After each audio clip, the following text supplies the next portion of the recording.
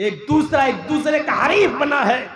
ہم آج اپنی تکلیف سے اتنے پریشان نہیں ہیں جتنا آپ کی خوشی سے ہم پریشان ہیں. ہم اپنی پریشانی سے اتنا پریشان نہیں ہیں جتنا آپ کو آرام میں دیکھ کر ہم پریشان ہو رہے ہیں. میرے بھائیوں، آج یہ صورتحال ہماری ہو چکی ہے. ہماری 12 سال کا بچہ بیمار ہوتا ہے یہودیوں کا. یہودی کا بیٹا ہے. اللہ کے نبی کا سر دبا دیا کرتا تھا. محمد رسول اللہ کا کبھی کبھی پیر دبا دیا کرتا تھا. صحابہ کو آپ درس دیتے تھے تو وہ یہودی بچہ نبی کی محفل میں بیٹھ جایا کرتا تھا, باتیں سنتا تھا. اس کا دل تھا اللہ کے رسول کی باتوں پر ایمان لانے کا, لیکن گھر جاتا تو اس کا باپ اس کو ڈانٹتا تھا اور مارتا تھا. اس لیے وہ باپ کے ڈر سے اسلام نہیں لاتا تھا. لیکن نبی کو معلوم تھا کہ وہ بچہ یہاں آتا ہے, صحابہ کرام کے ساتھ بیٹھ کر میری باتیں سنتا ہے. آج پتا چلا کہ وہ 12 سال کا بچہ یہودی کا بیمار ہو گیا ہے. اللہ کے نبی چند صحابہ کو لیتے ہیں اور کہتے ہیں چلو اس بچے کو دیکھنے چلنا چاہیے, جو یہاں آتا تھا, بیٹھتا تھا, میرا درس سنتا تھا. او سنو, بیمار ہے. کون؟ یہودی کا بیٹا.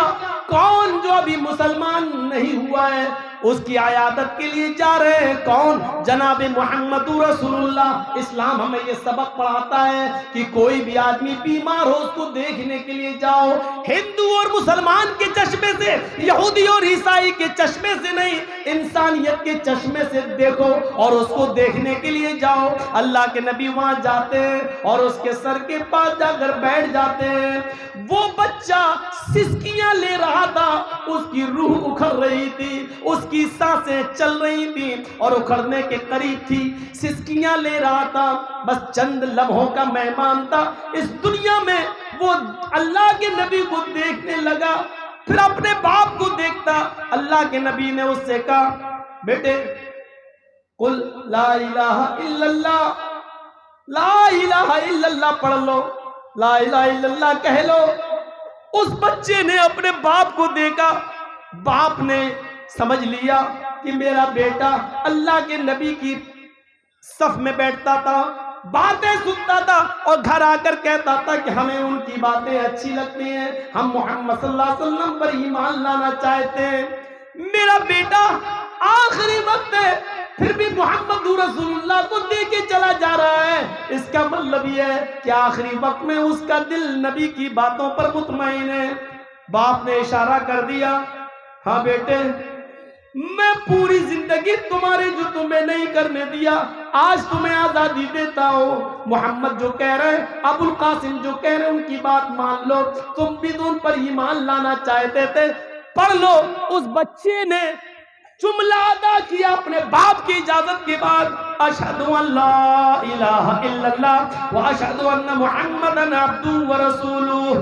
یہ کلمہ پڑھنے کے فوراً ترنت, اس کلمہ پڑھنے کے تھوڑی دیر چند لمحوں کے بعد اس بچے کا انتقال ہو جاتا ہے. اللہ کے نبی کی آنکھوں میں آنسو آتے ہیں اور کھڑے ہو جاتے ہیں اس کے بستر سے اور کہتے ہیں الحمدللہ الذی انقذہ من النار. ساری تعریف اس اللہ کے لیے جس اللہ نے اس بچے کو آخری وقت میں جہنم کے عذاب سے بچا لیا, دوزخ کی آگ سے بچا لیا. اس بچے کی مغفرت فرما دی, آخری وقت میں اس کو کلمے کی توفیق عطا فرمائی. اللہ نے اس بچے پر رحم کیا. ساری تعریف اس اللہ کے لیے. غور کرو, انسانیت کا ایسا سبق کہ 12 سال کے بچے تک کو دیکھنے کے لیے پہنچ جائیں.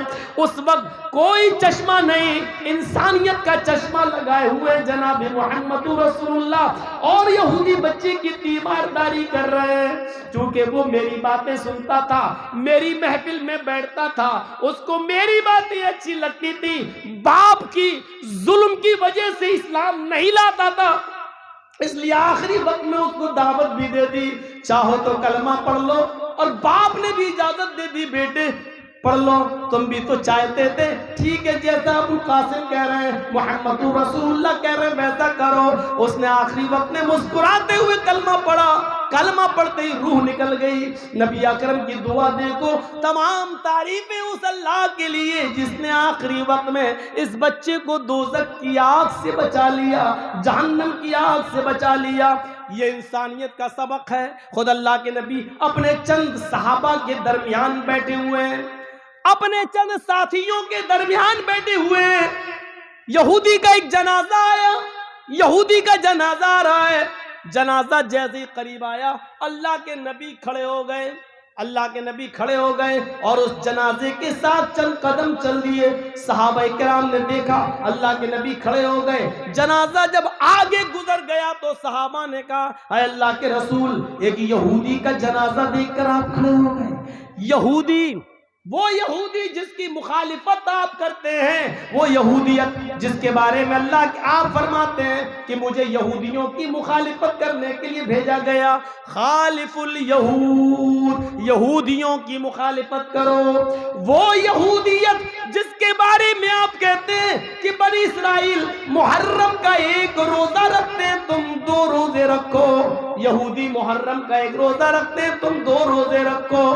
وہ بنی اسرائیل، وہ یہودی کہ جن کے پائجامے ٹخنوں سے نیچے، جن کی لنگیاں ٹخنوں سے نیچے ہوتی، آپ نے کہا یہودیوں کی مخالفت کرو۔ وہ ٹخنوں سے نیچے پائجامہ لنگی پہنتے ہیں، تم ٹخنوں سے اوپر پہنو۔ وہ یہودی جن کی مخالفت میں اللہ کے نبی نے فرمایا وَعَلَى التَّعْمِينِ خَلْفَ الْإِمَامِ عَلَى يَهُودُ هَذِهِ الْأُمَّةِ، یہودی اپنے امام کے پیچھے زور سے آمین بولنے سے جلتے ہیں، تم زور سے آمین بولا کرو، یہودیوں کو چڑھاؤ۔ پوری زندگی یہودیوں کی مخالفت کرتے ہوئے گزری، لیکن آج یہودی کا جنازہ آتا ہے تو آپ اس کو دیکھ کر کھڑے ہو جاتے ہیں۔ پوچھا گیا اللہ کے نبی آپ یہودی کا جنازہ دیکھ کر کھڑے ہو گئے ہیں، یہودی کا جنازہ؟ اللہ کے نبی نے فرمایا ہاں، کیوں نہیں کھڑا؟ کیا مرنے والا انسان نہیں تھا؟ میں نے یہودیت کے چشمے سے نہیں دیکھا، انسانی ہمدردی کے ناطے میں کھڑا ہوا۔ جس طرح ان لوگوں کو اپنے رشتہ دار کے انتقال پر غم ہے تو ان کے غم میں ہمیں شریک ہونا چاہیے۔ یہ انسانیت کی تعلیم دی تھی جناب محمد رسول اللہ نے۔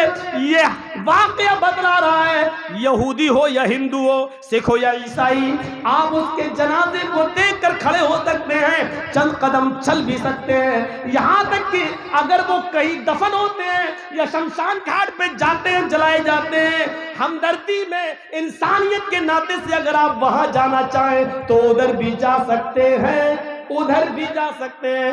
شرط یہ ہے کہ لکڑی وغیرہ یا جلانے کا کام آپ اپنے ہاتھ سے نہیں کریں گے، ان کے غم میں شریک ہونے کے لیے آپ وہاں تک جا سکتے ہیں۔